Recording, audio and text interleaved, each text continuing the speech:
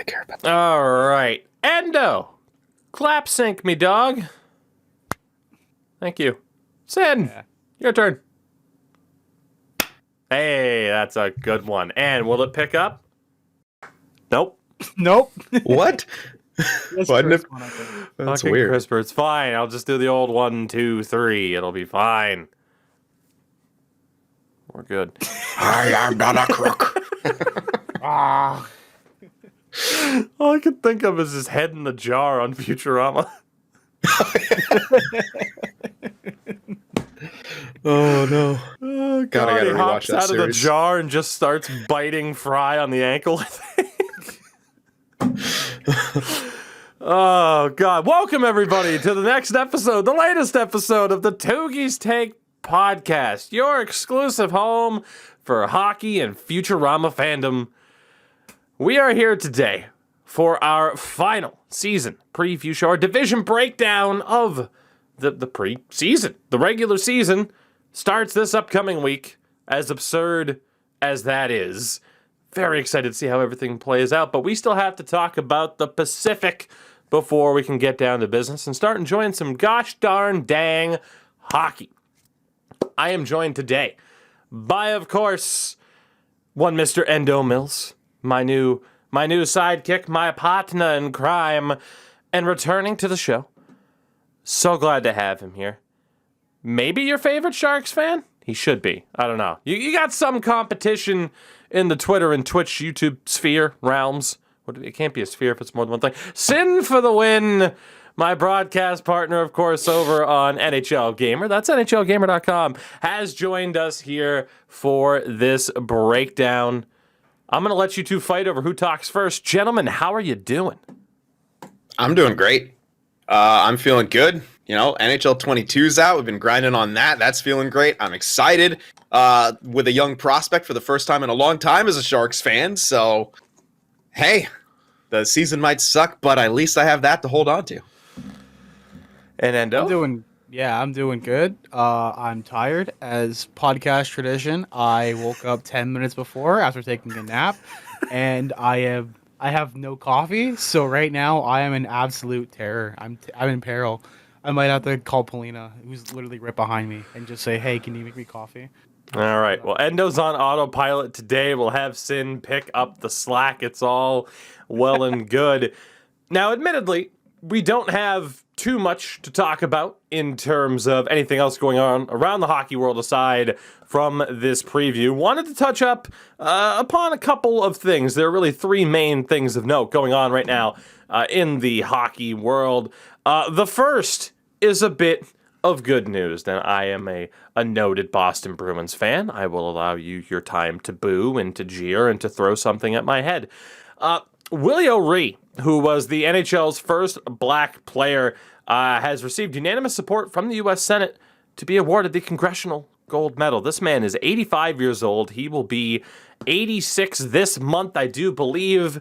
The Bruins are finally retiring his number. They were supposed to do it at the beginning of this year. They postponed it to January, I think, 18th of 2022. And it, again, represents a small step of celebrating someone who should have been celebrated to this extent a long, long time ago. But Willie O'Ree, man, goddamn living legend. And it'll be nice. I'm really looking forward to January. It's one of the things that, in terms of like the upcoming season, right? And I think all three of us can agree, like there's a lot of things to look forward to, really, no matter kind of what you like out of hockey. The fact that the Olympics are coming up this winter is fantastic. The Seattle Kraken are in the league. Ryan Reeves and Tom Wilson are going to murder each other's faces, if that's what you're into. There's something for everybody this year. Henrik Lundqvist is getting his number retired. There's going to be a lot of damn good moments in this upcoming season. The excitement of like hockey being on ESPN and TNT in the States. But this Willie O'Ree retirement ceremony, and hopefully, again, him getting this gold medal and being, again, properly celebrated. It's definitely up there for me. Yeah, and also just after what we've gone through in the last two NHL seasons, just getting back into a hockey arena as well just kind of adds to all of the hype, I think. And, you know, it's kind of been a tough couple of years, players, fans, families, everything like that. So, I mean, just to kind of that semblance of getting back to, some form of, abridged or slight normalcy, getting back towards what we had before is also just going to make this NHL season hopefully a lot more special. And yeah, I looked at the NHL schedule and I saw that 2-week break and I got reminded, I'm like, yes, Olympics back for hockey. It's just so exciting to see these guys compete on the world stage. And Yeah, Endo's a I'm Leafs fan. So Yeah.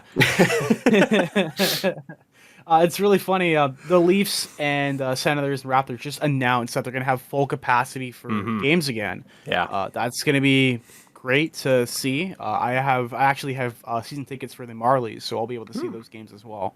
So it's perfect. I'm glad that everything's kind of going back to like a new normal per se. I think we're like a few years, like another year away from everything going back the way it was. But I'm glad that the players can have fans in the stands, and it's gonna bring back a dynamic, I think, that hockey's missed for the past 2 years.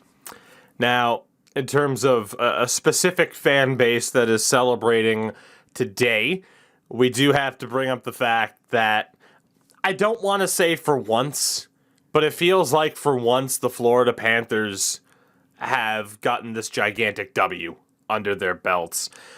They have re-signed Sasha Barkov. He's got 1 year left on his deal, so it is an 8-year extension starting next year, worth $10 million a season. He just turned 26 years old. We were talking about this deal a little bit before we started recording today. This is a gigantic W. It is. And you talk about what this deal will become, right? We all thought, oh, well, the cap's going to keep going up. We will eventually, throughout the duration of that contract, get to the point where $10 million for a legitimate high-end number one center in the NHL, that's going to be an absolute steal. So a gigantic victory for the Florida Panthers today. Yeah, especially as it's just going to be prime Barkov. I mean, the years that I consider, NHL prime is about that 25, 26 to that 33, 34 range when the decline maybe starts to happen. It's different for all players, but I don't really see Barkov as having that kind of game where it's like ultra physical, maybe starts dropping off 31, 32. I mean, he's a exceptionally good player and a complete underrated force because of, the market he's in. Great defensively, although some of the analytics don't exactly show that. I also think that's maybe a symptom of the game that kind of Florida plays. But yeah, he's just an unreal player for them. Yeah, and it's good, like you said, for Florida to get that W, and it's going to be good for them in all facets for their product on the ice, for hopefully continuing to build that fan base, sell more jerseys, keep them in a good spot, because them and Tampa are now going to have a kind of legitimate interstate rivalry. And I don't know if you guys saw, and I'll give you a chance to speak on this if you have anything to add, but Tampa and Florida played a preseason game, and it went exactly like their playoff game went. Like, there was so much physicality. That is one of the more exciting rivalries in the NHL right now, easily. Definitely. I think it's definitely big for Florida. I think they're finally rallying around their team, and I think the fan base definitely needs a big push like this by signing Barkov. And the only other thing that we have to note today is a topic that we can't really discuss because it wouldn't be appropriate to do so. The word came out that Carey Price has taken a leave from the Canadiens while entering the player assistance program, which can, of course, mean a number of different things. It is a natural thing, I think, for someone to be intrigued, to want to know what is going on. At the end of the day, though, this represents somebody who, for one reason or another, realizes that they're not where they want to be and they're looking to better themselves. And that was what Paul Maurice was essentially quoted in saying, head coach of the Winnipeg Jets. And I'll read what he said here, and we'll kind of leave it at that. And of course, I'll speak for all three of us. Our best wishes to Carey Price. Like, the idea of, what some people have labeled me, like, I feel like in good fun, but some people I think legitimately think that I hate Carey Price, like whether as a Bruins fan or for whatever reason. That's all a meme. At the end of the day, he is one of the nicest people in this league. Like, you can tell this is a genuine good dude.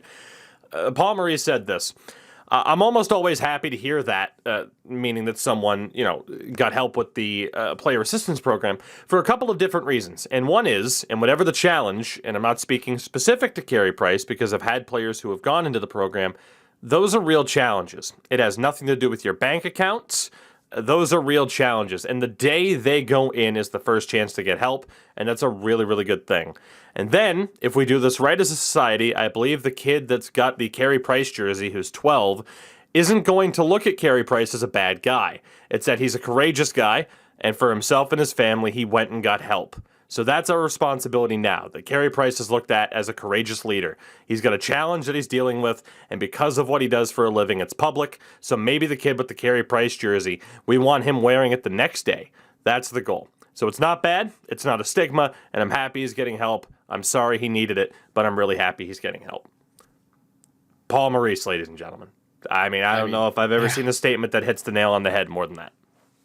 It's just a great statement, especially coming from someone, coach of not even the same franchise. It's just good to kind of see the NHL sort of rally around that. And even from a real world setting, that's a great example, especially for young boys, young men out there who oftentimes are told you can't really show that side to you. You can't show that weakness. You battle through on your own, but to actively seek help, especially as a public figure, is just massive no matter what. So, like you said, we wish him the best, his family the best, and everyone involved the best. Absolutely. So with that, gentlemen, one thing we weren't going to, we could get into it as well. As Sin mentioned, NHL 22 came out, and of course, you can catch Sin on the YouTube side of things, on the Twitch side of things. Sin, that would of course be CYN FTW Productions. Make sure to check him out as well, carrying that franchise banner alongside myself. As it turns out, who would have thought, Sin, multiple people would rely on a Seattle Kraken franchise. It kind of made sense. When I think back, I was just like, of course everyone's going to do it. But I saw multiple people doing it like last year with a custom team. I'm like, all right, maybe it won't be as saturated, but it's relatively saturated. But, we all have our own styles and stuff. At the end of the day, it ain't the team you do. It's the creator doing it, at least if you're a strong creator. So, we'll see. We'll see who gets the most cups. Now it's a competition. Absolutely. Our buddy Tactics as well, also doing a franchise mode with Seattle. I'll speak for me. It was a matter of the NHL 21 roster issues that I had. I ran with those, not necessarily more realistic modes. So I burned out on them, and it's like, well, what can I do? What's a team where I don't really have to worry that EA's rosters are bad? I'll pick Seattle. When I wasn't going to, I said I was going to hold off. And then, the same day I posted, it's like, hey, 1,000 people are doing it. Hey, make sure to check out Sin as well. As he mentioned, NHL 22 is out if you somehow haven't heard. But again, the EA Play Access trial, 10 hours is there. You get that with Game Pass Ultimate on Xbox as well. Check it out. It's I'd say, arguably a more divisive game than it's been in a long, long time. And I think even the people that have had a lot of negative things to say about the franchise in general as of late, justified in a lot of cases, even then, they have to dip their toe into the pool and see if the temperature of the water is right for them. So it's worth checking out at this stage. I'll say that. Gentlemen, with that, shall we get into our preview here of the Pacific Division, a Pacific Division near and dear to Sin's heart, of course. And you asked me before we started recording, where are the Sharks? Are they in last? Are they the 8th team out of 8th? And the answer to that is no, they're not. Whoa. You're safe. I'm trying to think of who might be below them, because you could arguably put them there, and you would have a strong point after the last couple of years. There is a potential argument. I'll give you that. But there is one team for me that was, what would be the opposite of head and shoulders above? How would you describe that to say that they're heels below? And ankles below? Knees and toes below. There you go. Head, shoulders, knees, and toes. Oh, God. Well, I don't know if they have toes because they got some webbed feet. The Anaheim Ducks. Let's talk about the Anaheim Zegras. Oh, the Anaheim Zegras, yes. Let's Zegras talk and about... the Funky Bunch. Like Marky Mark. There you go. Yeah. In talking about this Ducks team, in terms of additions, Guys, they didn't do much. Unless your idea is Danny O'Regan, Greg Patterin, or Buddy Robinson, they've pretty much built from within. At the same time, they lost Hayden Fleury to Seattle. Of course, Ryan Miller retired at the end of last year. Danton Heinen went to Pittsburgh. David Backes retired. There's not much there, right? They stayed the course with their rebuild. So, as we've been doing with these previews, I want to talk about kind of section by section. We'll start off with their offense. Now, in terms of describing this, number one, I have it as the worst offense in the division. And I started off my little section of notes here by saying, yikes, just yikes. Yeah. They have Ryan Getzlaf and Jakob Silfverberg, who are still fine. Adam Henrique, despite the fact they put him on waivers like 17 times last year to get out from underneath that contract, I think he's still decent. And then you got all of the young guys. Troy Terry, Max Comtois, Trevor Zegras, Max Jones, Isaac Lundstrom, Sam Steele. And aside from that, you get, and I'm going to get some ridiculous hate on Twitch. You guys know from who. They have Derek Grant, who, I think is the best. I get it, but Nick Delorier, and then Ricard Raquel, who looks like he's cooked and is in desperate need of a bounce back season. Like, I don't see how anybody could rate this offense highly. Like, I like the young guys. I do think Trevor Zegras could very much be in contention for Rookie of the Year. He's got a lot of competition there, not just from someone like Cole Caulfield in Montreal, but one of the words this week was that Alex Nedeljkovic is still going to be considered a rookie this year. It's going to be very tough for Trevor Zegras to win the Calder. Apparently, he didn't start enough. I'm pretty sure it was Nedeljkovic that maintained rookie status. Was the word there? Yeah, this offense. Any comments, gentlemen, or are we just going to leave it at the words concerning? It's extremely concerning. Zegras, however, is a wild card. He, in the kind of rookie showdowns and when they you know how you have the before the preseason, a lot of teams have pit their prospects against each other. Pacific Division did that. He was head and shoulders better than kind of anyone on the ice when I saw him play against the Sharks. So I mean, he's definitely an NHL legit guy. The fact is, he's not going to be able to carry that team. We all know that's Gibson's job, and he carries that team somehow to wins after 2-1 wins again and again and again. So they need a lot of help on the front end. But respect to them for kind of not getting antsy and moving away from what they're trying to do, which is an internal rebuild. And they've drafted pretty well so far. Hopefully, it does work out for them and things develop properly. Yeah, I agree 100%. Zegras just dominated. He definitely looks like way above everybody else, and I definitely would want to see how he does this season. I do feel for John Gibson. I want to relate this to kind of like a Carey Price situation where he kind of is like the backbone and like the foundation of that team. And I hope that I hope he doesn't get hurt this year from playing too many minutes. Well, I think possibility. The big issue, we'll talk about the defense first, and it is arguably the biggest issue. Their defense, I have towards the bottom 3, maybe 4 at best in this division. And it might be the bright spot of their team. It might be. I mean, you have Lindholm, who's still really good. Shattenkirk and Fowler are solid. But then you have Josh Manson, who isn't what he used to be. You have Jacob Larson, who's never really gotten it done at the NHL level. I have yet to meet a Ducks fan that really thinks he's an answer on defense for them. And then another X factor in Jamie Drysdale. Very promising future, much like Zegras, but it is still very much unproven at the NHL level. And we can mix that into talking about the goaltending as well, because John Gibson is the guy on this team where it's the question and how you answer it of, is he not what he used to be, or is he a product of a bad team, or somewhere in between? I'm not as high on him as I used to be. And then you have Anthony Stolars as their backup, who's shown some flashes, but he's never really had consistency at the NHL level either. I can't help but have Anaheim at the bottom of this division as a result of those factors. It's definitely a good point. And, there's just too many wild cards. Like, there's so many what ifs, oh, maybes, and stuff like that. And that's kind of what they're built on.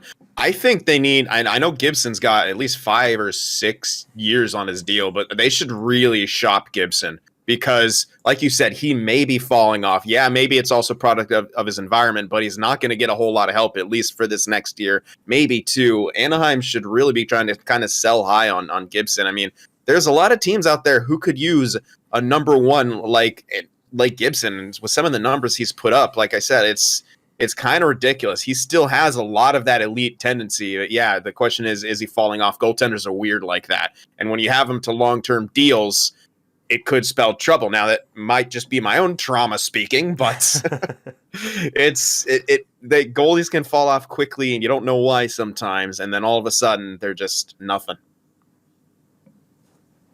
Yeah, that's spot on with goaltenders.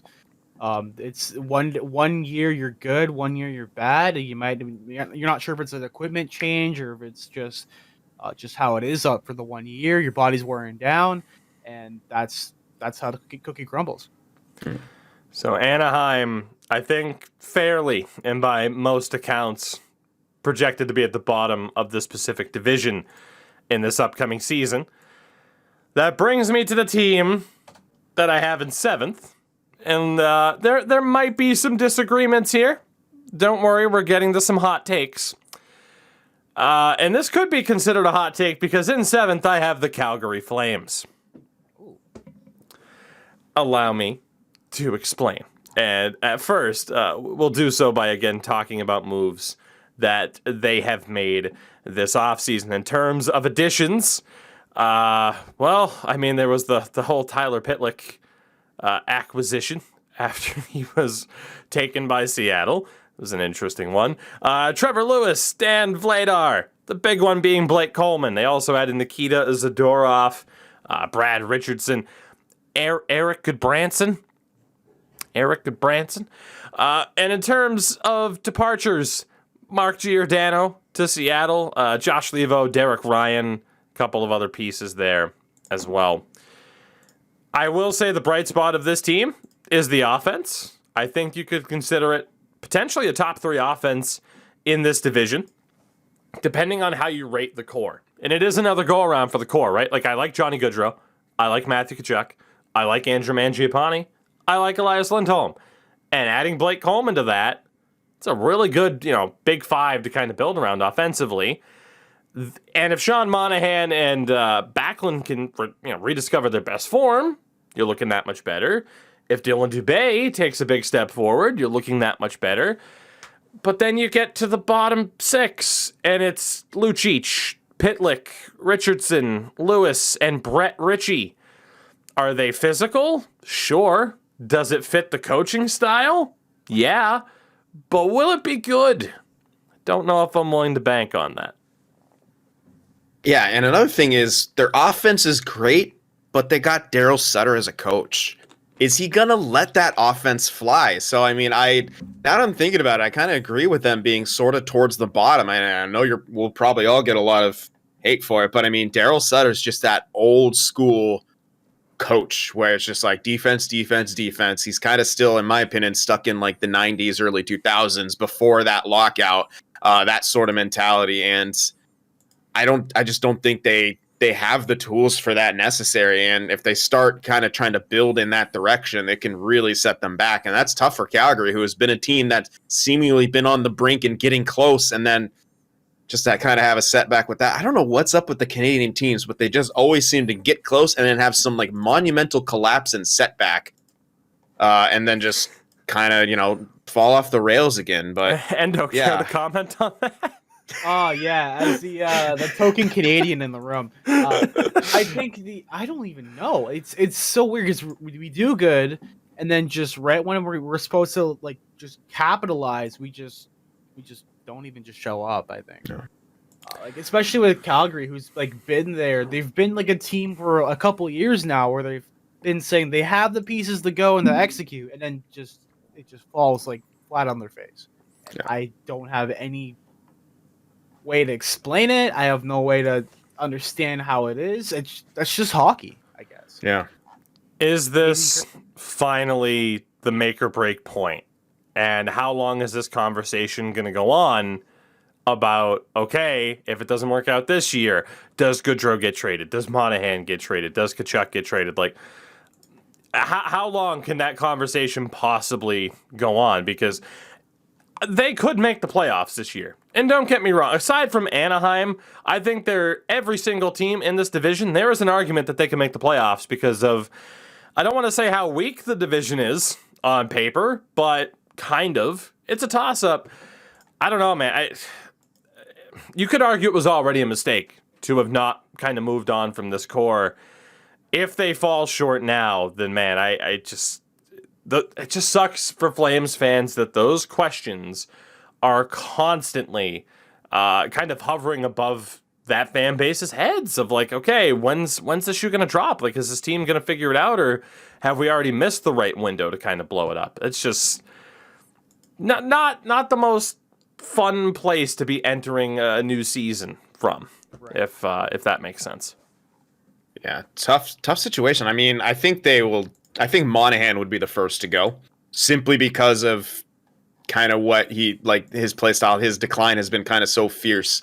Goodrow, on the other hand, I think he's the guy who asks to leave. And Tkachuk, I think they want to hold on to him for however long they can. But I mean, all the young players now, they're really trying to take the power back with their RFA type deal, like their deals, going in those RFAs and stuff like that. More power to them. And I just don't know. It's so hard to judge because it's like it almost feels like these Canadian teams feel like they have to rush everything, whether it's due to media pressure or fan pressure, something. It almost feels like they try to rush it every single time, and then something bad happens. Then you have Toronto, who seemingly didn't really rush it. They did everything right, but then they kind of, fall flat, and Montreal has a weird Cinderella run, and then they completely sabotage themselves in the offseason with some stupidity, and, well, I'm sure you've already talked about that.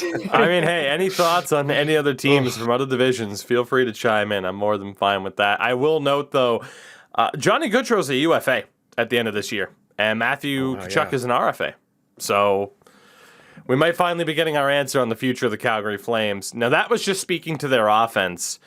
Their defense, I have middle of the road, like 5 out of, 5th out of the 8 teams. I really like Chris Tanev. Like, I am surprised and impressed that he's done so well since leaving Vancouver, especially in terms of staying healthy, because that was the huge concern. It's like, man, this guy can't come anywhere close to playing a full season at this stage. You have Noah Hannafin still, who's solid. Elephant in the room, of course. He's not Dougie Hamilton.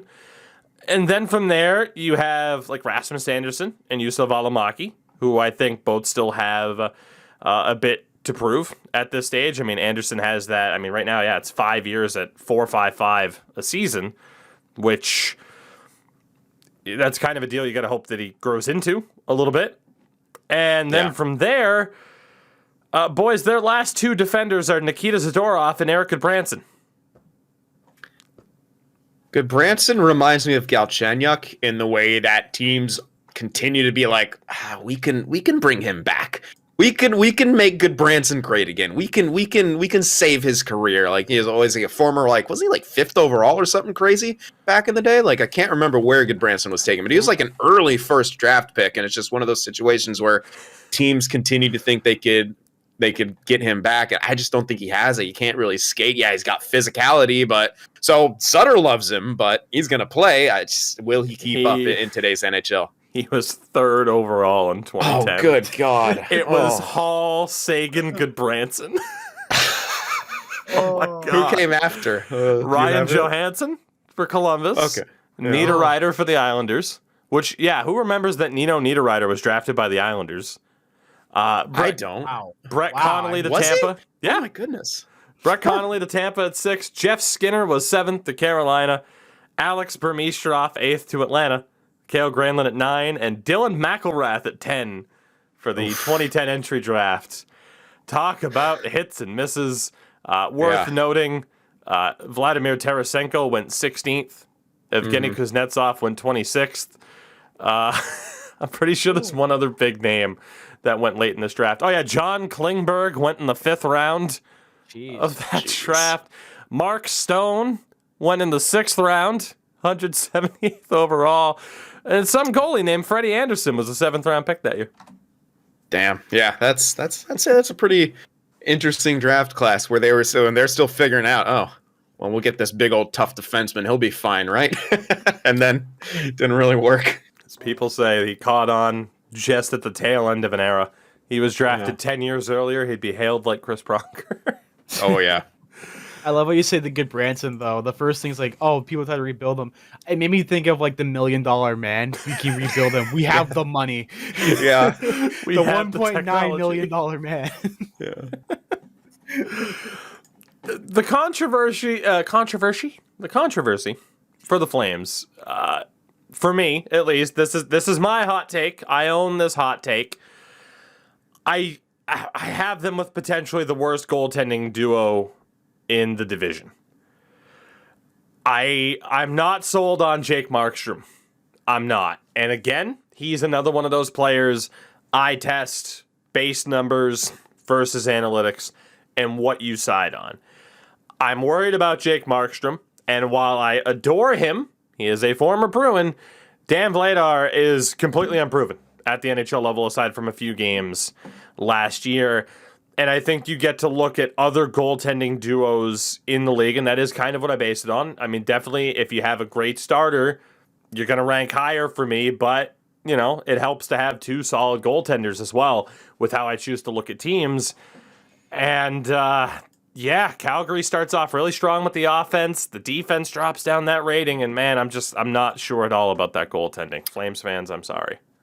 Yeah, well, I mean, even Markstrom, he was great in Canucks for that year or two that he was, and then didn't do so hot in Calgary, and you got him to that long-term high, kind of high. Is he making like 6 per or something like that? I think it is $6 million. I can. That's pretty expensive for a goaltender, and especially with that kind of term. I mean, if he's elite, yeah, sure, but when you get a guy like that in free agents, it's just so risky with those goaltenders. I mean, again, back on the goaltenders are weird, which we all know, but yeah, it's just maybe he bounces back and goes crazy. But as you said, it's hard to kind of imagine that because it's what have you done for me lately? And Markstrom wasn't really who he was in Vancouver for Calgary, which was a big letdown as he was like their big fish really in free agency. $6 million for the next 5 years would be the deal for Markstrom, which if he plays to the best of his ability, that's a fantastic deal. Markstrom, it could be another idea of, you know, not that Calgary is a bad team, but is he declining in some ways, or is he being dragged down a little bit? That's the thing. Like, and I always say that, like players like him, players like Seth Jones, where the analytics side of things might not be completely in their favor, it doesn't mean that they're guaranteed to be just awful in the upcoming season. You know, they could easily prove to be what their reputation often says that they are. So, Calgary Flames, have them in 7th. Boys, anything else to add? No, I think we covered it. Yeah, I think you guys covered it like right on the head. Are we ready for my biggest hot take? Yes. Is Sin ready? I have a feeling it's not good. I think it's going to be the Kings here. That's my guess. I think he's for some reason got the Kings at 6. I would bet money that this team's going to make the playoffs. Okay. But I still have them in this spot. The Edmonton Oilers. Oh, damn. That's, I mean, sort of fair, but also McDavid Draisaitl. They're gonna drag that team kicking and screaming. But to rank them there is accurate to what the rest of their team is, and I can't disagree. Exactly. Thank you for understanding that, because I have the Oilers with the top offense in the division. Obviously, it is McDavid. It is Draisaitl, Nugent Hopkins. You add Zach Hyman. Sorry, Endo. Jesse Puljujarvi looked good at times last year. Yeah. Derek Ryan in his role can be solid. You know, and guys like that being added to the team, like Hyman and Derek Ryan, it allows guys like Yamamoto to continue to develop. Gives Warren Fogle a little bit more time to develop to his new surroundings after they picked him up for Carolina. It takes responsibility off of Zach Kassian. Zach Kassian, who thankfully I think is okay after an incident in the preseason, it allows someone like Zach Kassian to not have to be like this top 6 producer for them. He can just do what he does, and there's not so much pressure on him. So I think that's going to help a lot. The only real question mark are guys that are going to like fill out the bottom six, like Brendan Perlini, Devin Shore, and Kyle Turris. But they're so top heavy. They easily have the best offense in the division. I'll allow, thoughts on that first part of the team before we get to the obvious reason as to why I have them ranked so lowly. But again, I completely agree with Sin. I think they're going to make the playoffs, but they are going to do it because McDavid and Draisaitl are going to somehow do the impossible and drag that team to the playoffs that shouldn't be a playoff team. And if they don't, it's not really all that surprising to me. But the offense first. Yeah, I like the point that you brought up about Cassian, because oftentimes he's had to play in that role where he's just not equipped for it. He can do it, and when you're playing with McDavid or Draisaitl, you look better. I think back to, I can't remember what year it was, what the series when the Sharks played the Oilers in the playoffs, and the Oilers won that when they went on that, again, kind of magical run and then started sucking again. Cassian was a monster in the playoffs. Like, he's built for that kind of hockey, but you can't really rely on him in an 82-game stretch to be able to fill into that top line. Can he play up there? Sure, anyone really can when McDavid's on the ice. But you don't want to have to rely on him because he'll be kind of streaky in the way he gets goals. That's just the nature of being a role player in that higher role. It's like, yeah, some days you're going to have it, other times you're not, because you just don't have that same skill set. It'll be very matchup dependent. But yeah, I do like the point. Foegele is an interesting pickup. I'm not super high on him. It could work. He could be Patrick Maroon next to McDavid. Who the heck knows? But again, it can be so difficult to judge the players around you when you have a generational talent on your team. Anything to add there, Endo Mills? No, man's taking a nap. Yeah, I don't want to be like that guy who's just like, sorry, I just got a message. Trying to order coffee so I can save my ass here. I think that's what it is. You have these two guys who basically are like the cornerstone of the franchise, and I don't know if, like, obviously Zach Hyman's there to help out the team and everything. I don't know if it's gonna be enough. Again, these guys can do everything, but the minute one of them goes down, your part of the wall goes down a little bit. And I think if they do stay healthy, which they have a track record of being healthy, they'll be fine. But if anything happens, then it's going to be a very long season for Edmonton Oilers fans. Yeah, I will kind of add, if they find a way for the whole season to have McDavid and Draisaitl playing on opposite lines 5-on-5 to drive their own lines, like if Foegele works out, if Puljujarvi's ready, stuff like that, like it will benefit them a lot, because oftentimes they have to go back to well, nothing's working, let's put McDavid, Draisaitl together again, and they'll go off and win us a bunch of games. So if they can figure out a way where they are their 1-2, their 1A, 1B down the middle, I mean, they'll be fierce. So we get to this defense, which I have. I said the offense looks strong, and the defense does not. And it's probably, my opinion on paper, the worst defense in this division. Darnell Nurse puts up points. Tyson Barrie puts up points. I do not trust either of them defensively, to the point where you could argue that their struggles defensively almost offset what they provide offensively, because cool, you're putting up points, but the team is a lot more likely to also surrender goals when they're on the ice. I will not put any stock into Cody Ceci because he had one good year in Pittsburgh. I will not bet on Duncan Keith turning back the clock, no matter how good and strong his immune system is. I won't bet on Chris Russell. But hey, at least Evan Bouchard might keep getting better. Like, I'm sorry. Again, if you really put stock in like Darnell Nurse and Tyson Barrie, especially Darnell Nurse, as one of those players, maybe the analytics, at least the defensive side of the analytics for him, don't paint the prettiest picture. But you're like, I've seen him play the eye test, I don't think he's that bad. Then that's all well and good. This Oilers defense, though, I'd be scared to death if I was an Oilers fan, because I feel like you're going to have to win a lot of games by scoring 4 or more goals. Yeah, that might be what it comes down to. I do think Nurse, with the analytics, they're semi-accurate. I do think he's a bit better. I also think he's a bit of a product of the rest of the team and who he gets paired with and stuff like that. I will see maybe he's a bit better than he seems, but also when it comes to Oilers fans who think he's a defensive god, it's because he's got a physical side to him. Oftentimes, when it comes to those guys who rely on the eye test, they're seeing this guy's a great shutdown guy because he's physical, and they don't really understand, kind of the subtleties that actually go into being a good shutdown defenseman. And you can't just be physical and be considered a good shutdown defenseman. There's a lot of other things. So yeah, it's kind of a yes and no for me on Darnell Nurse. I definitely think he's got a potential to be like a number 2 guy on on a pretty competitive team, like maybe even a cup contending team, but he's not there yet. And again, it's tough to say. Analytics say one thing, people eye test, whatever. But yeah, the rest of their defense, I don't know what they're doing.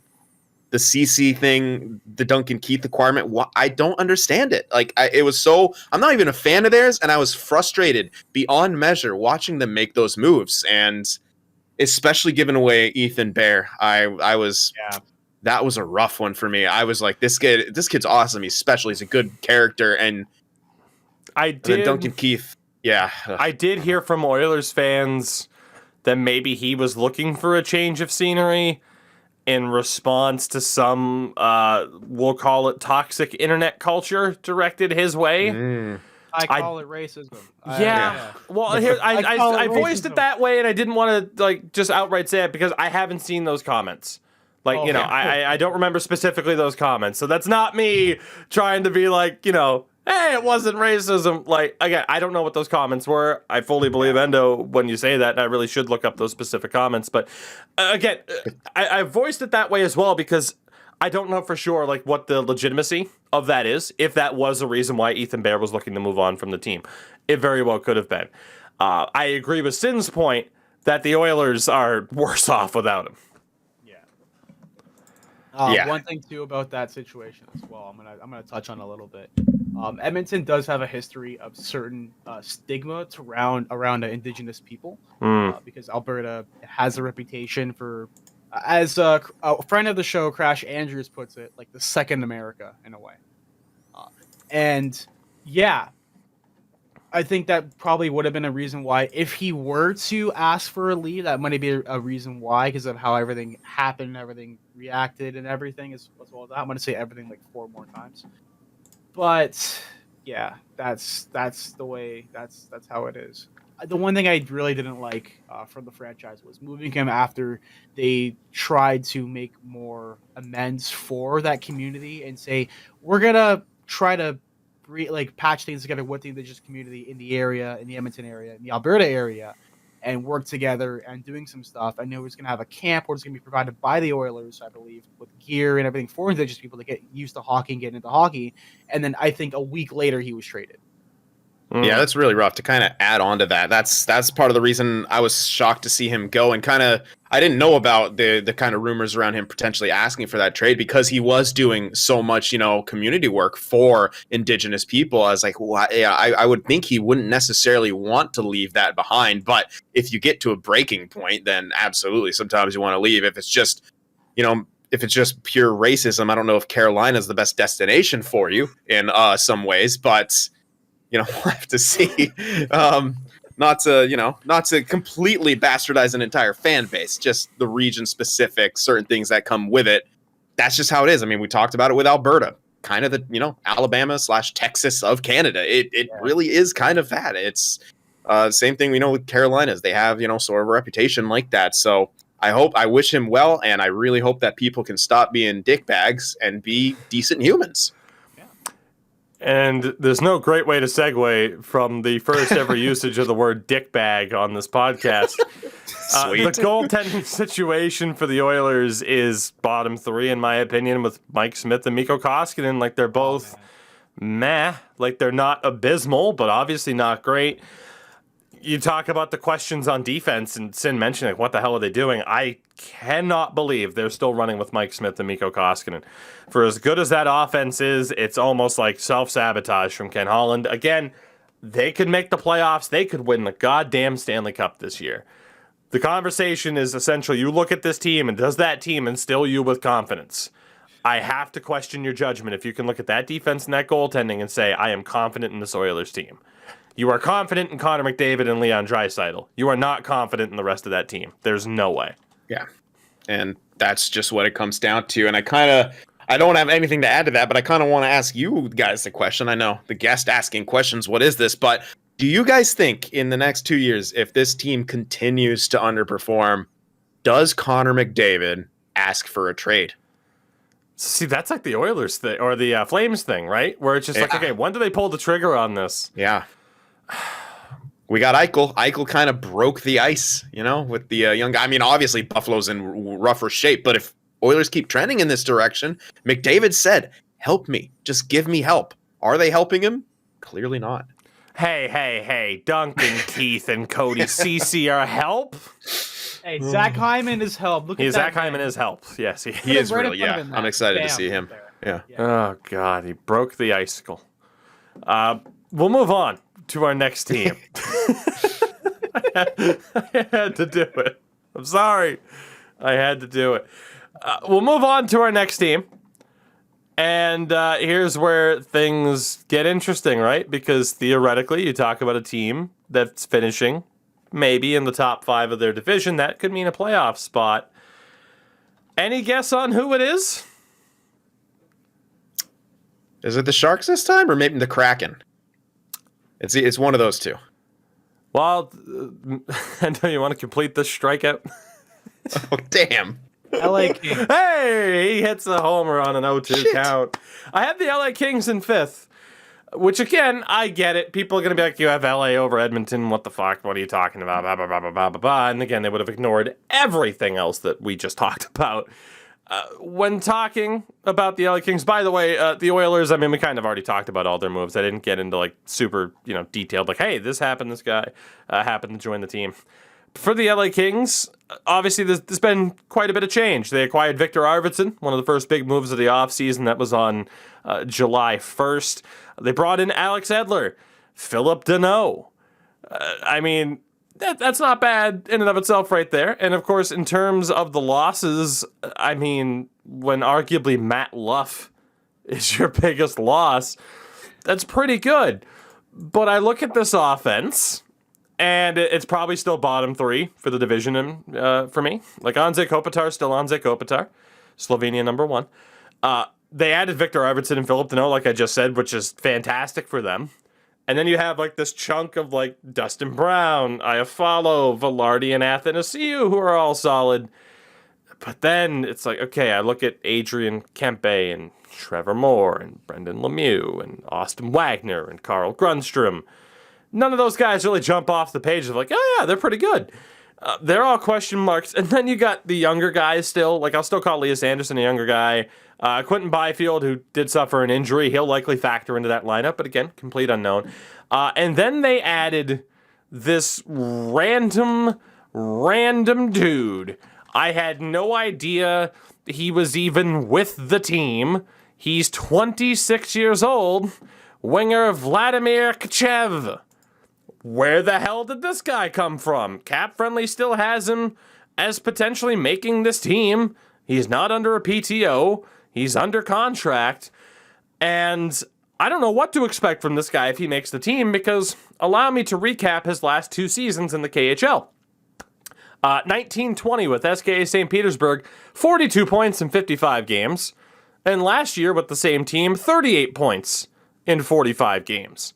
Including 8 points in 11 playoff games. This is a really good KHL player who has very stealthily just snuck over here with LA. I don't know how good he's going to be. I have no idea. So I think that's kind of the question with LA, right? Like, you kind of have a feeling of how good they could be offensively. At the end of the day, though, I have no idea. They could end up being pretty good. A lot of their big acquisitions, in my opinion, they still have that mentality on their forward end of a lot of guys who are very good defensively. Like Dano, in my opinion, is definitely a very good defensive center, can produce, but in my opinion, more known as kind of that two-way center. Arvidsson, I got to say, even though he was in that West, he was in Nashville for that time being, I don't know if he's an incredible production guy. I think he's kind of one of those guys is like in the middle 6, and it's like what happens with him. He's had some good years, I'm sure. I'm trying to pull up his numbers, and my browser doesn't want to work, so that's fun. But again, yeah, it's a lot. Again, there's just so many question marks. I mean, Arvidsson is solid, don't get me wrong, but will he kind of fit into that LA offense where it just seems like they're doing one thing and when the NHL is trending into a direction where you kind of need to be able to do other stuff too. But yeah, I mean, Kopitar is going to be fine. It's just who's going to be around him, who's going to be his wingers. There's no more Toffoli, obviously, for the last couple of years. It's what else do they got? And it's kind of wild. I'm not too sure. We always wait to see if Endo's going to chime in, but hey. I'm just soaking the information in, making the analysis.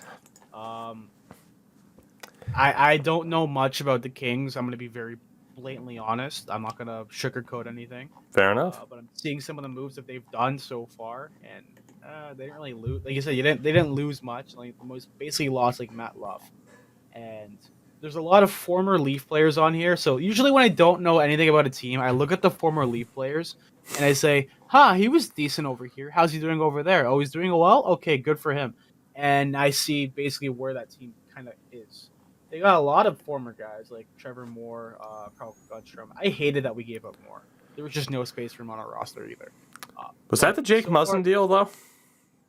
Oh, right. That was in the Muzzin deal, I think. Yeah. I'm gonna look that up just to make sure. But that helps you hate that deal a little bit less if it was Jake Muzzin coming back in the deal. And you know what? It wasn't, but it was another big trade. It was Trevor Moore and a third-round pick in 2020 that became a guy named Alex Laferriere for Kyle Clifford and Jack Campbell. Yeah, there it was. That's what it was. Yeah, okay, never mind. Bye, Trevor. We don't need you. Bye, Trev. We don't need you. I appreciate your time in the Marlies. You were fun to watch. That's for sure. Undrafted. I believe he went undrafted. But yeah. Wait, did he? Yeah, he did. Undrafted, all his way up through the minor system. That is a guy, if you're looking for kids to model a play style after, and you don't like you're not going to get drafted in there, that's the guy you look at, Trevor Moore. Undersized, got a big rear, like Mike Babcock liked to say. And yeah. Fair enough. I did find Arvidsson's stat line, and he did have 2 61-point seasons. However, the last one he had was 4 years ago. So again, his last couple have just been bad. Like he had 25 points last season in 50 games played. I mean, that's not awful, but again, that's like a dude in the middle six. Is he going to jump out? I don't know if the LA Kings are a team where you kind of have a guy like that kind of recover his scoring touch. So we'll see. I mean, obviously wish him the best, but yeah, I'm not too sure. Now, we alluded towards their defense there when we mentioned Jake Muzzin. Honestly, I think the LA Kings defense is okay. I think it's all right. I think it's top half, to be honest. Like, you have a veteran in Alex Edler join the team. It might be a little bit concerning that he might be considered instantly one of their best defenders alongside someone like Matt Roy. Ole Mata is still okay when he's healthy, but when is he ever healthy? And then you have like Mikey Anderson and Sean Walker and Bjorn Fott. If he slots in, like, they're question marks, but there's still promise there, especially from Anderson and Bjorn Fott. They're both still really young. And then there's Drew Doughty. What side of the debate do you side with? The eye test versus this no longer a top 10 defenseman in EA NHL, Drew Doughty. There's no denying he had a better season last year, but still, like, just how good is Drew Doughty? Is he, as I've said so many times, a product of the team having been bad over the past few years? I don't know exactly what to make of that, but at the end of the day, it's not so much that I like this defense, it's just that I think other defenses suck. So by default, they're decent. Doughty, all memes aside, where I completely never ever acknowledge him. I don't know. I wouldn't consider him top 10 anymore, and I firmly believe that he is not top 10. I think maybe he was a product of his team being bad, but then again, he was also a product of his team being good by the same logic when they were winning those cups as a credible, gritty, shutdown style team. He's a guy on the defensive end of things who can put up some points.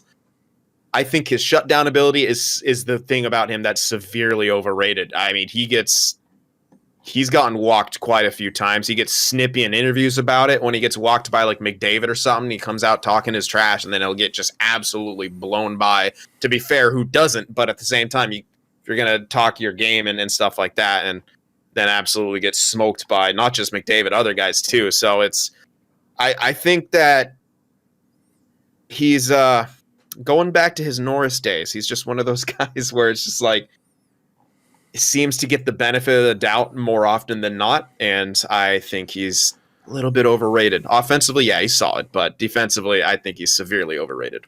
A reputation player, in EA NHL terms, someone who's had a legacy rating, right? Like maintains a high rating for what they used to be. Carey Price.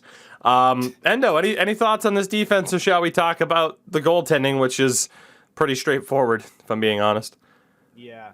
The only thing I'm going to say is add on to what's been said. Drew Doughty is absolutely, he may be like a decent, like a good defender, but he's not worth that contract and that cap hit. 100%. He hasn't been playing at that level for a while. Hopefully the team getting better. Maybe he could show that he's still that guy who deserves to be on that Team Canada roster after whining about that. But who knows?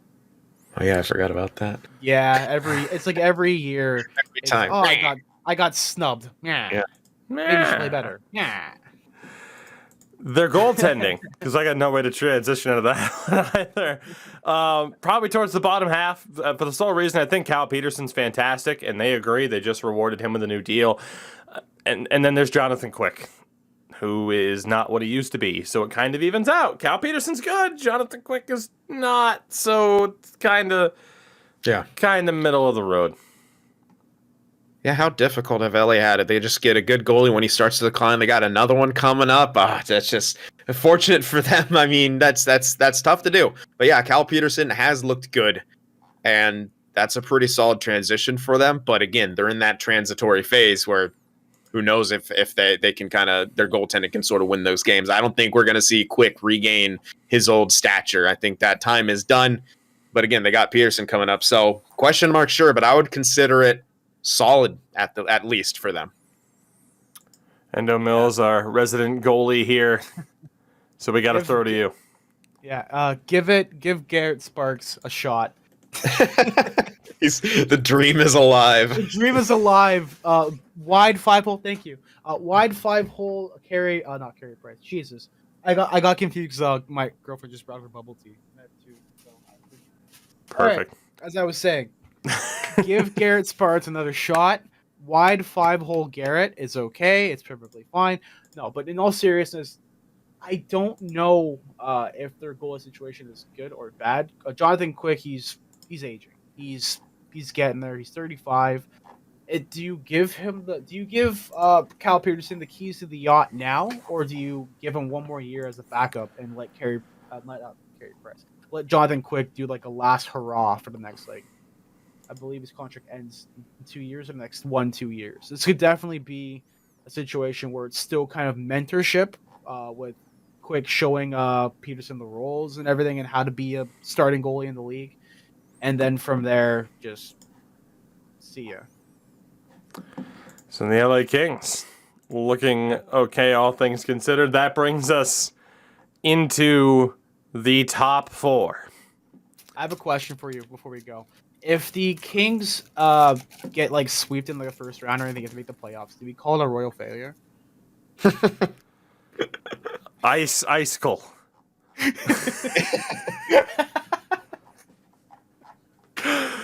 Team number 4.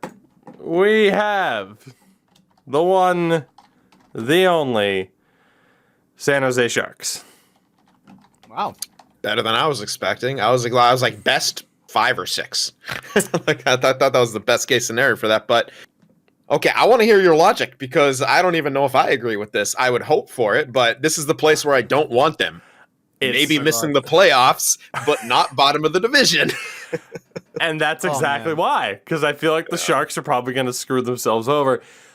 And I feel like, in a way, it's more because just other teams, like Edmonton and Calgary, are just wild cards, not in a literal sense, but I feel like the Sharks should be lower, but other teams are screwing it up and allowing for someone like me to look at these rosters and say, San Jose might be more well-rounded. And they are. They are more well-rounded than a team like the Oilers. In terms of any additions, obviously there was the Aiden Hill acquisition from Arizona, James Reimer from the Carolina Hurricanes, Nick Bonino, Andrew Cogliano, and some guy we'll talk about a bit so that Sin can wax poetic about Mr. William Eklund. In terms of departures, Alex True to Seattle, which is fine. Coronar, of course, to Arizona. Christian Yaros. Martin Jones has left the San Jose Sharks. That's a nice smile on Sin's face for anybody watching confetti gun. But that being said, I wish you the had man. a confetti cannon just waiting. All being said, though, I do wish him the best. I really do. He's a genuinely good guy. It's just his time in San Jose was clearly over. I would have asked you on the spot to be the new permanent third host of this show if I said Martin Jones gone and you just set off the confetti cannon. Oh shit! I still might, to be honest, but goddamn, just the bit.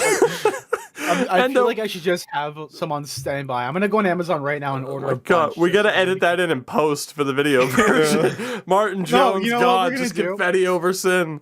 Yeah, we're gonna put the video of Gren winning GWC and having the confetti cannon on there, where he just goes, "Yay!"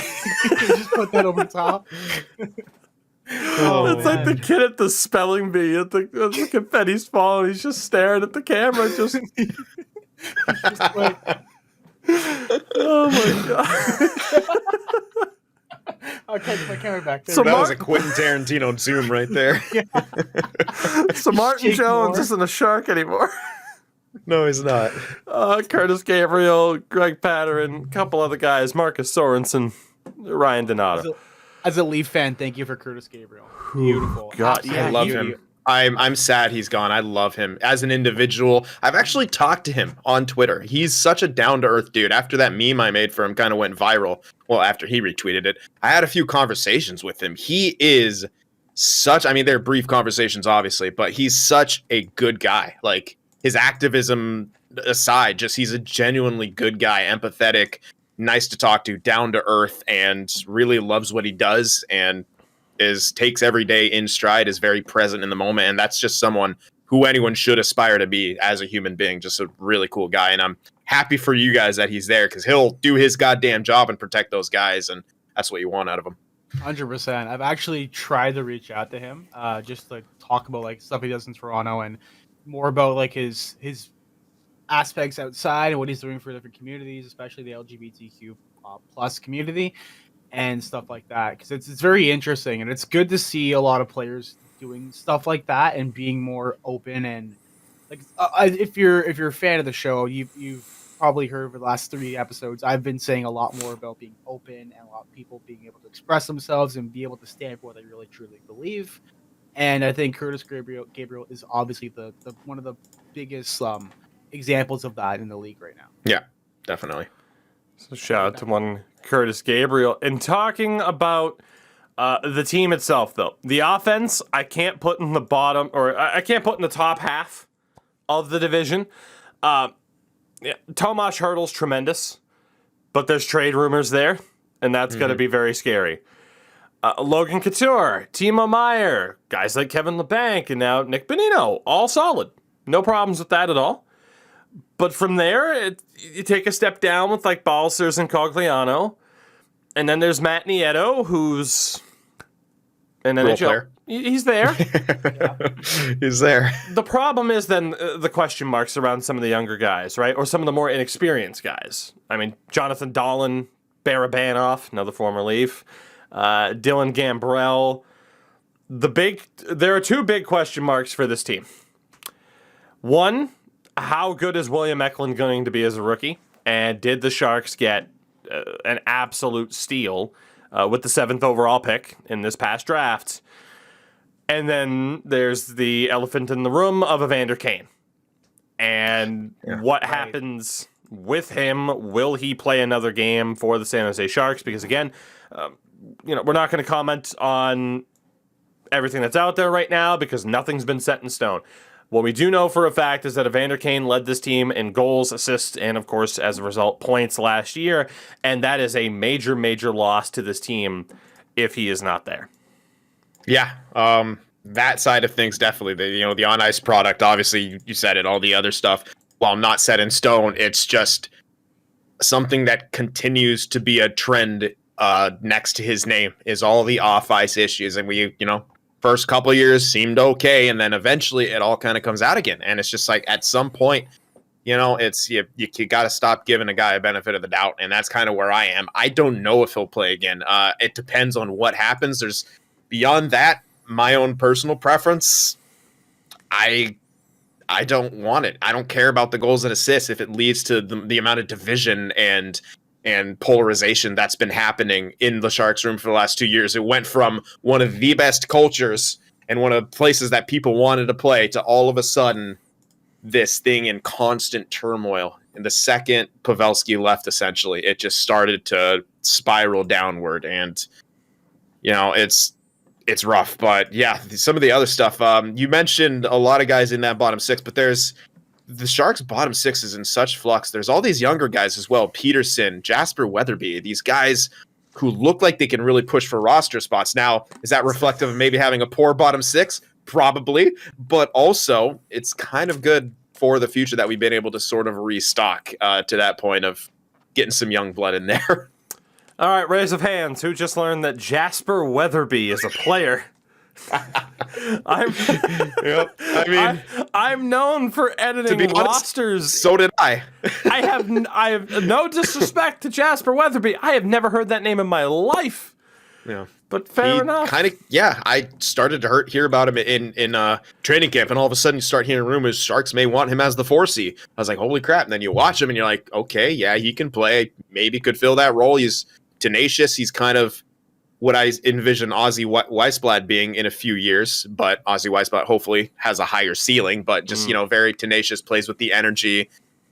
What else do you want if you're trying to rebuild a culture and rebuild your bottom six? Start with the basics, energy, try hard. Now, the defense. Sorry. I can't help it, man. Somehow, again, it's not that this defense is good. It's just that other teams, what the hell are you doing? Yeah. You have Burns, who's not what he used to be, but he's not abysmal. Erik Karlsson has a lot to prove this year. A lot. Marc-Edouard Vlasic has a lot to prove this year. Correct me on the pronunciation. Is it Nizhov? Nizhov, the Russian? Oh, yeah. Knizhov. Knizhov. And then we also have Knyazev also in our system. So we have Knizhov and Knyazev. Yep, of course you do. Enjoy. And then there's Radim Shimmick, who is okay. And Mario Ferraro's not there yet, but he's someone who can get better, and I think he probably will. I think he's likely to do that. Future captain, also. So it's hey, fair shout. It's a rough scene defensively. As you know, Sin, I don't have to explain to you as a Sharks fan. Yeah, you have Erik Karlsson who needs to start producing, or you're looking at it. Well, I mean, people are already looking at it as like kind of that Doughty contract situation, but he's got the higher offensive upside. He needs to show it, plain and simple. He's had those flashes, but he's also, we talked about it last time I was here, the reconstructed ankle, how biomechanically he can't move the same way that he once did. He has to either adjust or falter. He continues to get beat wide on the rush. Not good. He has had those flashes when he has the puck on the blue line, especially last year, where he's doing those crazy dekes and freeing up space, and now he just needs people to finish. So the question is, can Timo Meier make a comeback? Can LeBanc earn his contract? Though that's what it is with the Sharks. It's like, yeah, we could make the playoffs. Here's what needs to happen. Multiple players, 3 to 5 players, have to bounce back. That's not a great place to be in to look to compete. Like, oh, this needs to happen. All these things need to fall in place. You want those pieces in place, and they're simply not there for the Sharks. And to turn it over to Endo here, I'll mention the goaltending first, and obviously Sim will get your thoughts on this. I have this tandem as a top half tandem, at the very least. James Reimer and Aiden Hill. Reimer's solid, Hill's okay at the worst, and Sin, as much as this is going to pain you to hear, but you know the reality of the situation, this is the best goaltending situation the Sharks have had in a long time. Yes. Yeah. I mean, even I would, if it works out, I would even say it could be even better than Niemi Nidimaki back then. I mean, when we were still making the playoffs consistently. But yeah, I want to see what Hill can do. The short sample size with Arizona, very good. However, Arizona has a track record of making goalies look a lot better than they necessarily are. Yeah. Shout out to Brizgalov. But we'll have to kind of see. I'm excited to see what Adin Hill can bring. He's still young. He's at that time in a goaltender career where it's like, here's where they explode and here's where they start to kind of cement themselves as a goaltender, as a good goaltender. Endo, your thoughts on former Toronto Maple Leaf James Reimer? That just continues to be a theme throughout the episode, huh? That's the thing I love about Toronto is we build so many people just to go everywhere else. That just means our farm system's just very, very good. Yeah. All things, you're the Oakland Athletics of the NHL. Congrats. Shout out to our boy Cole Irvin, Oakland Athletics starting pitcher. Swervin Irvin 19 on YouTube. Anyways, as I was saying, I think this tandem could be good. I think this is the part where Adin Hill gets more playing time and gets to solidify himself as a possible starter. Reimer is getting a little bit there in age. He's good for a relief guy to hang off of. But I think this tandem could be really, really well. And it could definitely start a possible good career as a starter for Adin Hill. Yeah, it's again one of those situations that now we're going to see, okay, I mean, obviously Martin Jones is sort of bad, but it's like, was it all on him? How bad was the Sharks defense? We're going to see that now. And how good was, Martin Jones' 2016 run? Was that a product of when the Sharks had a great defense and a great defensive system? All those questions are going to be answered for better or for worse this season. So I'm excited either way. And for Adin Hill, how happy is he to be out of Arizona? Like, San Jose might not be that much better of a situation in some regards, but gets to avoid Arizona, the Coyotes for this year. The 17,000 draft pick Arizona Coyotes. Yeah, I was shocked when I opened up my stream last night when we chose the Coyotes, just like the amount of first and seconds they have next year. It's 8 total picks, I think, in the first 2 rounds. I think it's 2. Is it 3 first or 2 first now? Because last I knew it was 2 first and 5 seconds, but it might be 3 first and 5 seconds. I might have acquired one. Yeah, I can't remember. It's 3 first and 5 seconds. They have their own, Colorado's and Montreal's, and then 5 second-round picks their own, the Islanders, Flyers, Sharks, and Canucks. Yeah. They also have 3 second-round picks already in 2024. Crazy. Well, do we get to talk about the man of the hour for the Sharks before we move on? Feel free. Go for it. Okay. William Eklund. First of all, I definitely think he has the potential to be the steal of the draft. I was surprised when he fell out of the top 3, much less the top 5. I'm surprised Detroit didn't take him. I thought for sure. Swedish guy, it's Yzerman, it's Detroit. Like, they got to take William Eklund. Mm-hmm. They don't, and he falls to us. And so his growth and development across training camp has been something I haven't seen before because, it's been a while since we had a prospect like this. First time in the little rookie scrimmage we had, I'm like, 1 or 2 years, this guy's going to be good. He didn't really show me anything great. Next time I see him, wow, he's better. Looks like he's adjusted to the ice. All of a sudden, preseason hits, 5 assists in 4 games. He's almost seemingly running the power play. He's making deceptive passes. I haven't seen a player develop that quickly over that short amount of time.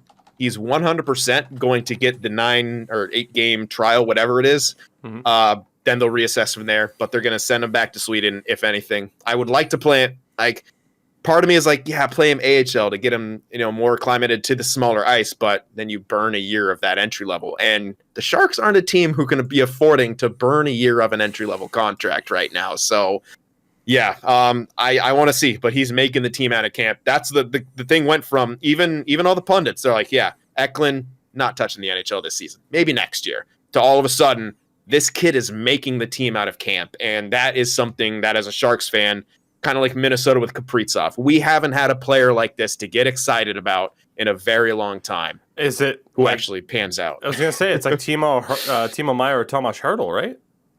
Kinda. Hertl is the last guy. Timo, maybe, but then he's kind of not really hit that, or he seemingly kind of plateaued instead of continuing up the mountain. And then when you realize you could have had Mikko Rantanen, it looks a bit grim. Fair enough. So we have the Sharks, or at least I have the Sharks in fourth. We'll move on to the top three. And, boy, it's going to get more interesting here. It's going to get more interesting. In third, Please say Seattle. the Vancouver Canucks. Oh, goodness gracious. The top two teams are the expansion teams. This is rigged. God damn it, Bettman. I'm doing Gary a favor here. Thank you. Thank you, Gary. It's The Gary wallet. I forgot the about wallet's a Vancouver. little bit heavier right now, everybody. Yeah. For Vancouver, again, we'll talk about the moves that were made. I mean, my God, they acquired Jason Dickinson, Oliver Ekman-Larsson, Connor Garland. They have a bunch of other moves. Yaroslav Halak, Tucker Pullman. That was a move to get Tucker Pullman.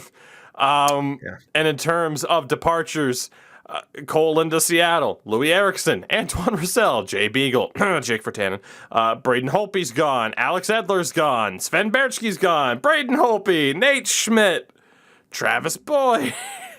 Everyone's gone. My goodness. Now, in talking about this team, we didn't start the fire part 2. Two good aspects to this team and a horrible aspect, and you can figure out what those are. Talking about the offense, I have it a mid-table type of offense, around like a 4-ish spot out of the 8. Pettersson, Besser, Garland, all great. Man, even Nils Höglander looked really good last year. I don't know if he's like super far up there, upper echelon, but he looked really good. JT Miller, Bo Horvat. Again, still more great names there.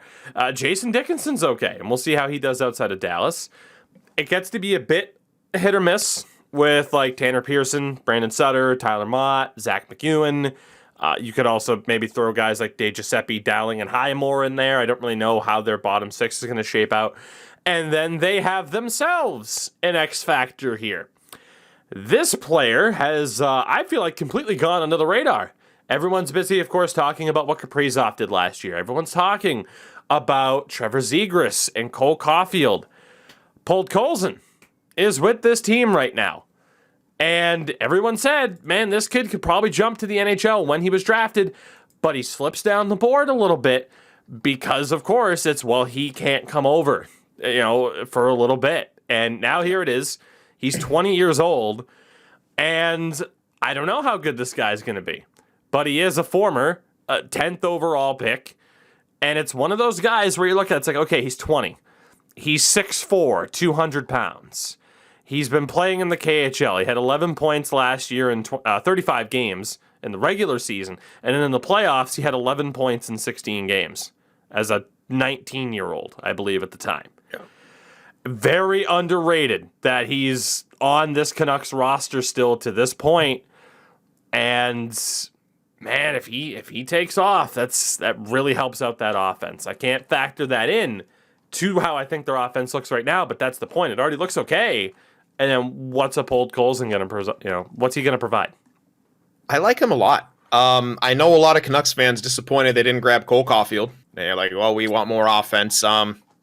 I still feel like Podkolzin was a good pick for them. I mean, we'll argue in a few years we'll see in a few years if between him and Caulfield, who was the arguable better selection. But they had Brock Besser at the time, who was coming off of kind of a breakout year as a goal scorer. Did you want to acquire another pure goal scorer? You got a winger he's now officially has a big body. He plays a pretty solid two-way game. Like you said, didn't put up a crazy amount of points in the KHL, but again, 19 years old, still put up 11.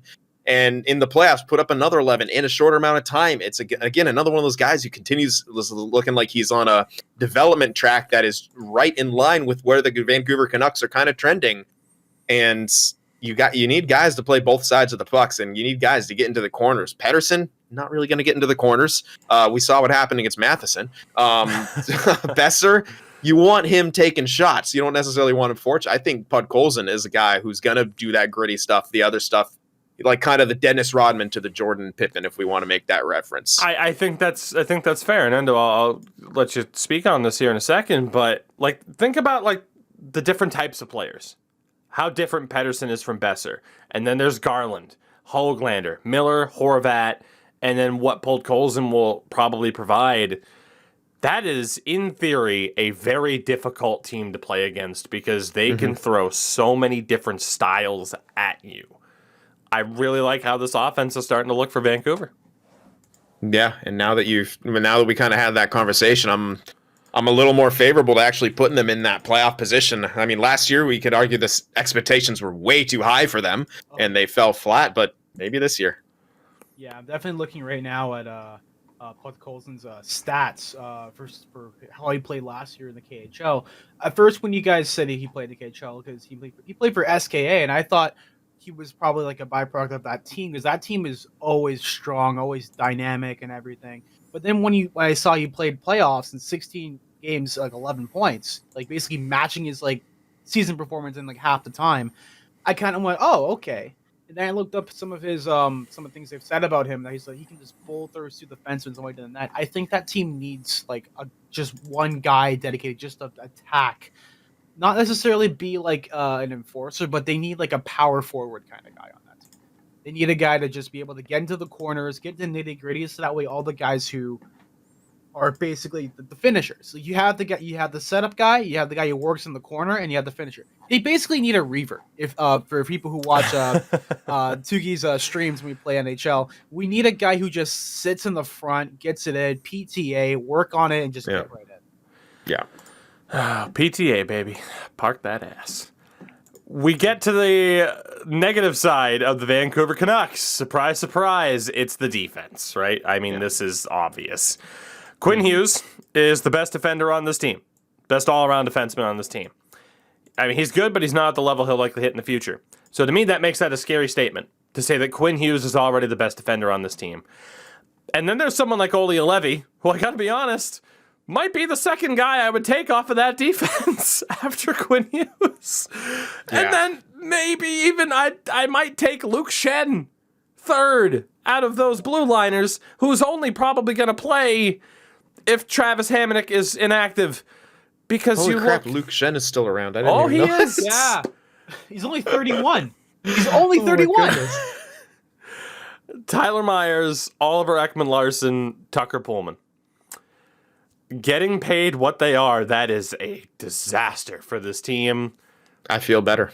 Maybe they turn it around. Maybe they don't, man. But so much money tied up in this defense. They're banking a lot on OEL, especially when like Beagle, Roussel, and Eriksson. Like, I get the idea of you have to get rid of them to make the Pettersson deal work, to make the Quinn Hughes deal work. You did what you had to do.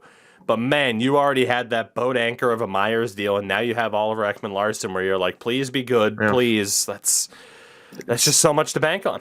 It's almost Oilers-esque, right? Yeah, and it's terrible cap management. I can't believe it. You traded 3 guys on expiring contracts to free up space, took back a guy who's a big question mark with term on a pretty hefty contract. That simply comes down to you to piss poor contract management leading up to keeping these 2 guys who you knew were going to be franchise cornerstones for 3 years. It's bizarre, but yeah, like you said, had to be done. It just sucks that they put themselves in that position. There's another case of, like we talked about earlier, here's a Canadian team. We're making the right steps. Here, let's set ourselves back for no fucking reason whatsoever. And then now we got to deal with the consequences of our actions. And yeah, but yeah, hopefully they can make the strides, because that Canucks deserve it. Let's be real. Canucks kind of deserve it after all the BS they've gone through. Yeah. So welcome Vancouver Canucks to Cap Hell. As a Leaf guy, because I'm just looking at this right now, and they're basically banking on the guys they have right now in the IR and the LTIR just to not come back. Just wait the year off. We'll figure it out later. Well, it's a weird year for them because they have to re-sign so many like key players, and I think just they've definitely got themselves into a little bit of a mess, which I hope they can figure out. And yeah. You do have confirmation that you mentioned the LTIR. Like, we do have confirmation, for example, that Michael Furlan, he's done due to concussion issues, which sucks. I mean, it's a guy who's only 29 years old. Yeah, that's heartbreaking. It's a very weird cap situation for the Canucks. And it brings us to the goaltending, though. Again, I don't mind the offense. I think the defense is horrid, but I think the goaltending is really good. Like, I'm on board with Thatcher Demko. I think he's great. And Yaroslav Halak, he might not have been at his peak last year for the Bruins, but I still think he's going to be one of the better backups probably in the league, certainly in the division. And it's for that reason that I look at this Vancouver team, and on paper, again, it's just on paper, I have them ahead of teams like Edmonton and like Calgary because a solid offense, pretty damn good goaltending can help them overcome those defensive shortcomings in theory.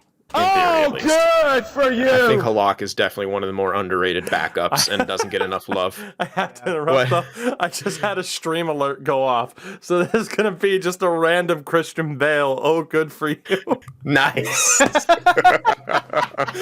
Oh, delightful. Hold on. Let me load up the old program here. Let's see who gets that special shout out. Please let this name be great. For following in the middle of a podcast, Jack Blaze 20. Let's Thank go. you. You're now infamous. This episode title God. is now Jack Blaze 20.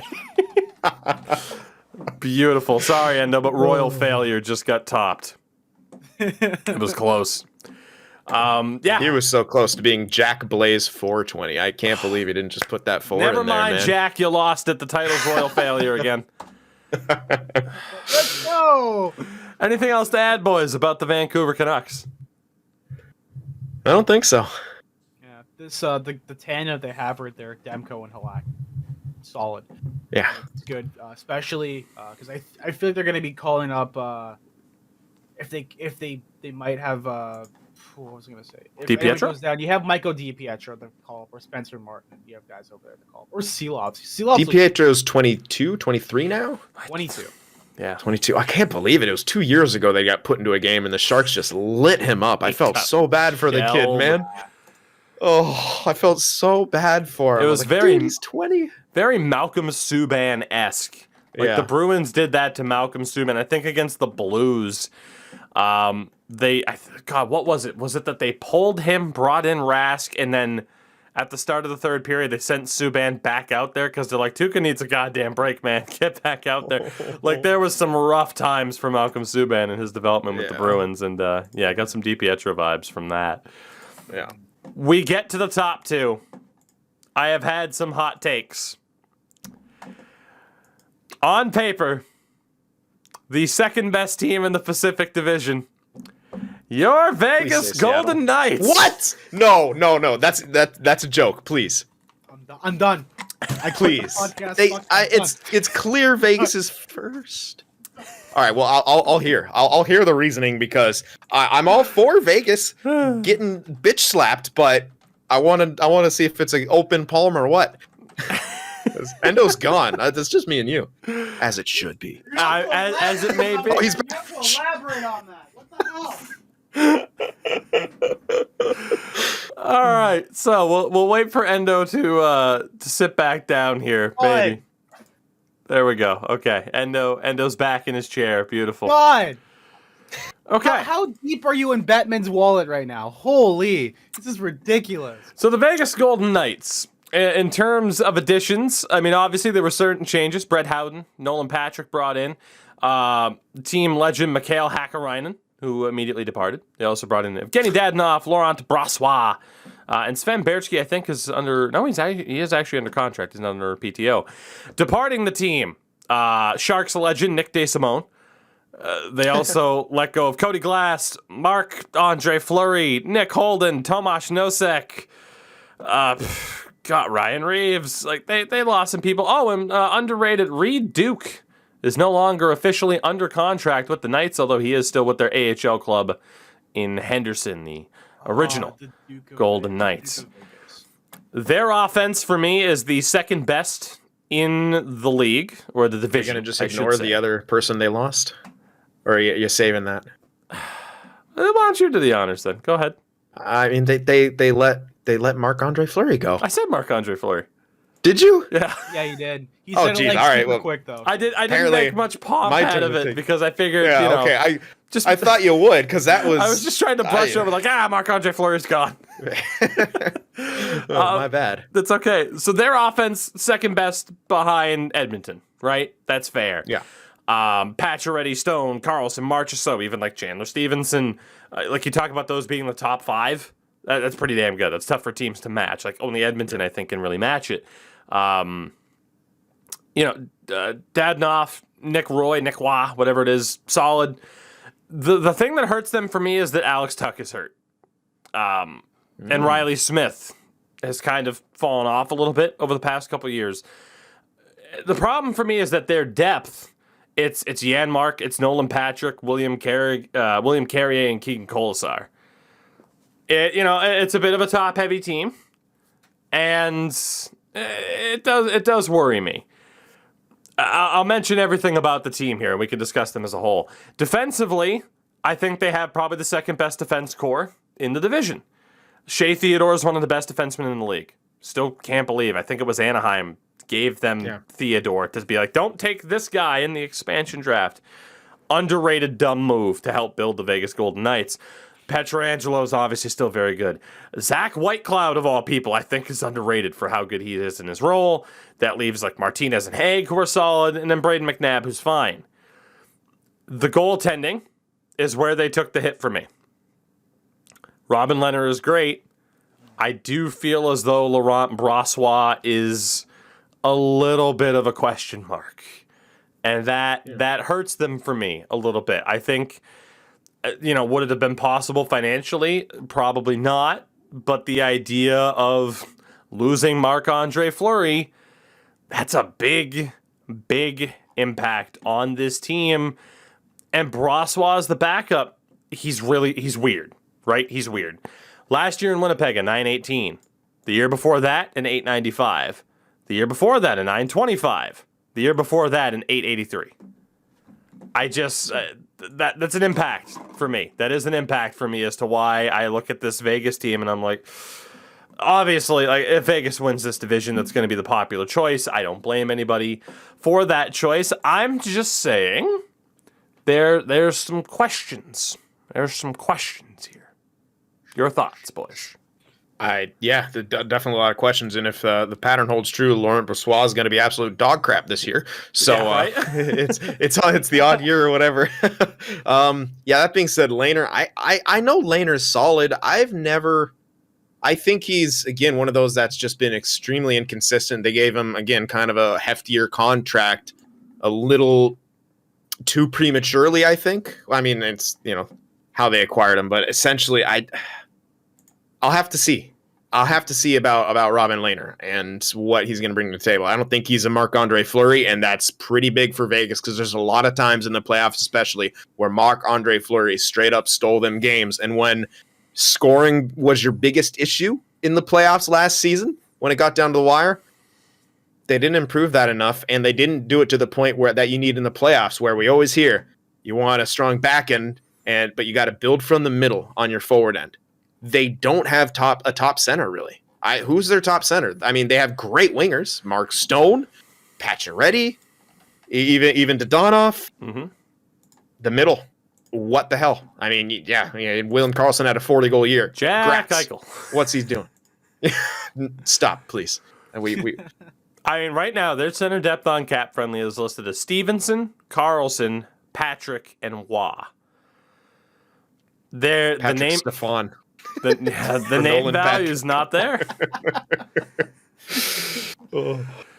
Oh God, Endo, your take here on Vegas. I mean, again, I know it's incredibly controversial, and I promise I'm not doing it just to troll. I look at numbers and see, okay, this is what makes sense, and man, the results can surprise sometimes. But yeah, Vegas, your thoughts? Yeah, so I'm looking at the goaltending situation, and they're kind of stuck. If how am I supposed to say this? If Leonard doesn't do well, or if Brossoit doesn't do well either, they're kind of stuck. Those are the two guys they have to ride off of. And I have a trade proposal that they could possibly do. They could grab a guy like Michael Hutchinson from the Leafs, who was he's a decent goalie. He did well when he was over with Colorado for the brief moment of time, and everyone realized how decent of a goaltender he was when he played. But then again, that's Colorado. You could put They put an ECHLer in net with Colorado, and he ended up being like their basically backup at the end of the season, like Francouz. Like that's ridiculous in my opinion. But I think that they could possibly make it work with a deal, maybe like a third or a fourth round or whatever. Or God knows, my favorite player in the league, future considerations for Michael Hutchinson. They could help them out in the long run if they have any issues with goaltending. It's a cheap fix. He's basically playing for almost league minimum, I believe. So I think it could be a good fit if anything goes wrong. Absolutely. So that brings us to the team that shockingly ended up at the top of my list, the Seattle Kraken. Now, allow me to elaborate here. Their offense, it's inconclusive. Their offense could be right now anywhere, and I don't need to sit here and talk about who they got. Like, it's the Seattle Kraken. You know the changes to their roster because it's the team. The big issue right now is that Yanni Gourde is hurt. Without Yanni Gourde, this offense is in trouble. With Yanni Gourde, it's not bad. It's not the best, but it's middle of the table here for me. Like Jordan Eberle, Jared McCann, sorry, Endo, Leafs legend, great players. Granted, Jared McCann maybe doesn't have the track record, the history, but Yanni Gourde not being there, it's just such a gigantic loss. But the rest of the team, Schwartz, Yarncroke, Donskoy, Tanev, Appleton are all okay to solid. It only really gets concerning when you're talking about Marcus Johansson, Wenberg, Donato, Geeky, Sheehan. Maybe those are too many names to say it's concerning. But again, this offense, it's not abysmal. When Gourde's healthy, it's not amazing either. Here's where Seattle makes up ground. I think they have the best defense core in the division. I really like Mark Giordano, Jamie Alexiak, and Adam Larson. I like Vince Dunn. Soucy and Hayden Fleury are solid as well. Like, I don't think there's a bad... Again, with these rankings, it might not be so much about who's actually good, like in the Atlantic, with Tampa, Boston, Toronto. Like, Jesus. In this division, it's more so who are the teams that should be really good but are screwing it up for themselves. That's why Seattle's here. Because they do not have a defenseman I'm overly concerned about. They don't have a polarizing player like a Drew Doughty or a Darnell Nurse. They don't have someone who is outright tragic, no disrespect, I'm sure he's a great guy, like Eric Goodbranson. Seattle, in terms of like this defensive ranking, they move up by default. They didn't even have to do anything. And it just so happens it's good. And it's the same thing with the goaltending. Like, if it was Chris Drieger and Joey Decord, they wouldn't be this high. But signing Philip Grubauer to go with Drieger, I'm sorry, that's the best goaltending tandem in the division. It is. Yeah. And that's why, right? Like, I have that defense and that goaltending really boosting up this particular team, even if the offense is a little bit concerning. That's why Seattle's here. And you can thank Edmonton. You can thank Vancouver for saying, we already have Myers, let's go out and get OEL and Tucker Pullman. They're here because of other teams' shortcomings. They're not bad in and of themselves, but man, the shortcomings of the other teams make them look that much better. Yeah, it's just how the Pacific Division is shaping out, where it's just like, oh, there's so much crap here. It's essentially a cesspool where it's like you get a team in there with a fresh start again. Yeah, you never know what can happen. And obviously with the recency bias of Vegas doing what they did in their first year, I personally had them slotted in. I'll always keep saying this, as a wild card team, maybe even third playoff spot. They definitely exceeded expectations, but the people who looked at that roster and said this is going to be terrible were kind of crazy. Same thing with this. I think, Seattle, especially with how the Pacific is going to be that wild card or 3 spot. I think the questions on their offense are too much. I think when they got a guy like Ryan Donato, who everyone got excited about when he's scoring goals in preseason. I'm like, yeah, just wait until he has a 26-game scoreless drought, okay? Which we went through when we had him. I mean, again, Donskoy can be great in the right situation, has one of the biggest goals, I'd say the biggest goal in Sharks history, Stanley Cup overtime game winner. Did great with McKinnon. Of course he did. Can he be a guy that Seattle can rely on? I think the offense is going to be what drags them down, but then you said it. How many other good offenses are in the Pacific besides McDavid and Draisaitl? We're not even going to say the Oilers. We're going to say McDavid, Draisaitl. How many other good offenses are here? And when you have a defensive core that's as good as they are, when you have a goalie tandem that's as good as they are, I could see the argument. I still think they're going to have to put up some goals because the Anaheim Ducks model of relying on a goaltender to steal games constantly doesn't exactly work. But maybe they do have enough flexibility. Maybe it does turn out, hey, these guys should have been getting more ice time like we saw with Vegas. Again, they were on different teams. Grubauer had a 9.23 in 40 games last year. Driedger had a 9.27 in 23 games for the Panthers. Can they keep up those type of numbers when they're, again, obviously Colorado's offense, Florida's offense, better than this. How much better is Colorado or was Colorado or Florida's defense on paper last year than what this Kraken defense is? I mean, especially with Florida missing Aaron Ekblad. How much better were those two defenses last year compared to this Kraken defense? That's why I think it's repeatable for this goaltending tandem. And I do put a lot of stock in the goaltending because why would I not? Like, I know a lot of people might say you put too much stock into it, but man, we have seen certain teams, how much further could you go if you just had a goalie? How much further could the Edmonton Oilers go if they just had a goalie? Yeah. How much further could Toronto go if a lot of things were different? Again, I know it's a hot take. I know people are going to say it's me being sensational for the sake of being sensational, but I'm just saying there is some logic there, and I'm glad that some people will be able to see the logic. I am not saying that I am betting on these being like the standings and how it actually plays out, though. Fair. Yeah, very fair. Now that you break it down like this, I definitely see why they could be like a top team. I hate that they're first, especially because of the newest team. I think the one crazy thing about this is if Yanni Gord is out for a while, they could possibly even just go and buy a guy because they have $8 million cap space right now. Like, a team this good with that amount of cap space is scary. If I'm any other team in this division, if not the rest of it, it's nuts how much cap space they have and with a good quality team. Hats off to the team to the management over there for building this team. It is looking good on paper. I agree that they could have done better. I think everyone says that. But for what they have ended up with, it's not that bad. It's not. Yanni Gord is, at least according to an article from this past July, scheduled to miss the first 2 months of the season.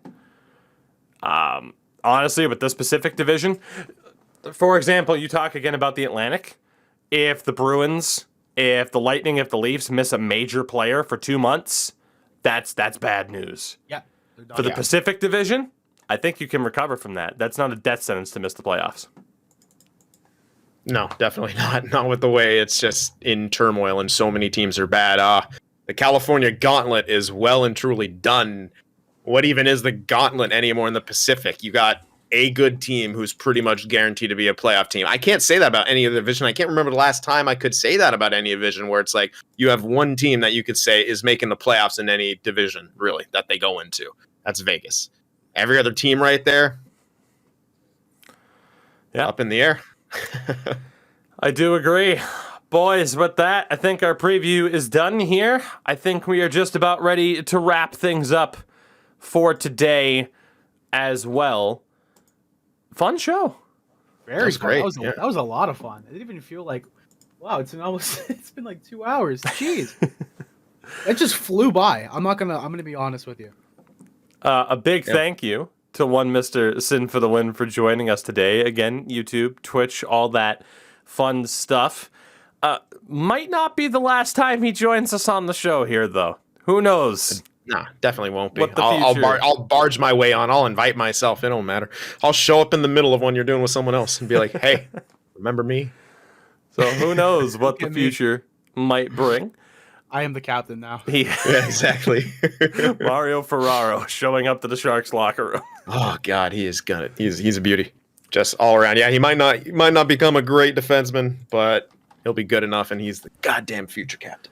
Anyway, you shouldn't have said that name. I'm going to go off again. We better hurry up and wrap this up. Ladies and gentlemen, again, the NHL season starts this upcoming week. This is our second to last show before the start of the season. Technically, our next show is on Tuesday. That night will be the beginning of the season. Pittsburgh, Tampa, Seattle, and Vegas kicking off the season on, obviously, Sportsnet in Canada, but on ESPN here in the States. I cannot wait for those particular games. Who knows? Maybe we'll push the next show back to Wednesday so we can talk about those first two games. I'll let you guys know on Twitter and such, because it depends on how much news comes out throughout the weekend to discuss. But we will be back next week. Endo and I, here at the very least, we'll work on contract negotiations with Sim. We'll see what happens. But again, a big thank you, everybody, for listening and sticking with the show here through the change. Again, we would be remiss if we did not mention that this show has a sponsor. Now, it's normally Endo. Sin, this is the real test. This is the real test. Let's hear it. Let's hear your pitch for being the third member of this show. The pitch for being the third member of the show. Garden hedges keeping you down? Got a bit too much itch down there? Try Manscaped. Code Tougie is at 24. Who the fuck cares? You get some off. There's a code involved. Use For code. all of your male scaping needs, try Manscaped. Use promo code Tougie for 20% off and free worldwide shipping. It's spooky season. It's There you around go. the corner. Maybe you gotta clean up some crops. Maybe you gotta do whatever you gotta do. Scare Maybe your you wanna partner fit- with your costumes and not your grooming standard. I was gonna say maybe you want to try something out. Do style it a little bit different. It's festival. You gotta change it up. Have it styled like a cobweb. I don't know. God, clean up. There's a maze joke Manscaped. to be made there. Go searching through an actual maze instead of having your partner actually have to search through your maze. Manscaped.com, code Tougie. Beautiful. 20% off. Everybody, thank you for listening. We'll be back next week. Go Sharks in the Pacific. That's right. Go Sharks. That's Murky waters are now clear. sure. Goodbye, everybody.